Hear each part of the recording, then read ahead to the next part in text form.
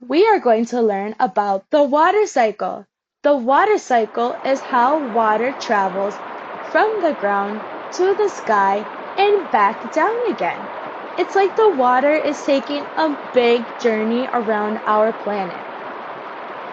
First, in our science experiment, we're going to fill this jar halfway with warm water and put the lid on top. In nature, the sun heats up water in oceans, lakes, and rivers, making tiny water particles float up into the sky as water vapor. This is called evaporation. The warm water in our jar is like the oceans and lakes being warmed by the sun.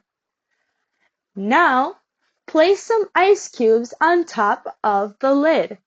Watch carefully. Soon we'll see tiny water droplets forming inside the jar near the top. This is condensation. In the real world, when water vapor rises high in the sky where it's cold, it turns back into tiny water droplets and forms a cloud. Our jar is making its own tiny cloud. How cool is that? Now, let's open the lid and watch what happens. See how the water drops are getting bigger and starting to fall down? This is called precipitation.